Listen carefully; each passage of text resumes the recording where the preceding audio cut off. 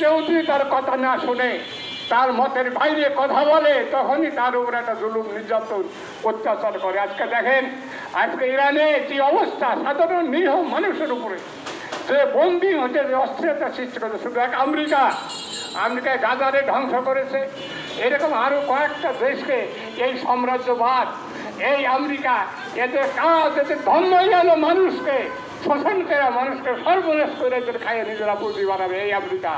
এই আমেরিকা আমাদের স্বাধীনতা সংগ্রামের সময়ও সে সপ্তম নৌবহর পাঠাই এসেছিল, আমাদের স্বাধীনতার বিরোধী ছিল। সেই স্বাধীনতা বিরোধী সেই আমেরিকা আমাদের কোনোদিনও মঙ্গল চায় না, চাইতে পারে না।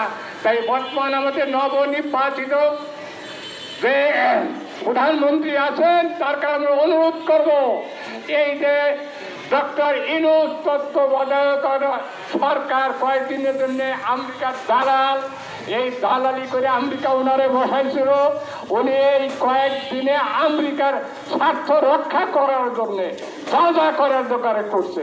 তাই আমরা অনুরোধ করব, এই যে টাকা লোন আর এই যে খরচ, এই ইউনূস সাগরের টাকা না, এই টাকা এই দেশের গরিব দুঃখী মেহনতি মানুষের চাঁদার টাকা, এই রিক্সাওয়ালা ভ্যানওয়ালা গরিব মানুষের টাকা।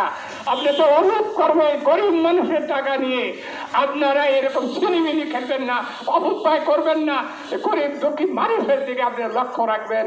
আপনি বলেছেন আমরা বৈষম্য দূর করবো, আমরা বৈষম্য দূর করা দেখতে চাই, কিন্তু এই আমাদের দেশের টাকা যারা বিদেশে নিয়ে গেছে হাজার হাজার কোটি টাকা, পয়দা ইউনূস সরকারের লোক কয়দিন কর্তৃপক্ষ বক্তব্য দিল, তারপরে ওনাদের সাথে তাদের কথাবার্তা হয়ে গেছে, এখন আর এই বিদেশি টাকা উদ্ধার করার কোনো কথা, কোনো খবর নাই। এই হলো আমাদের দেশের রাজনীতি।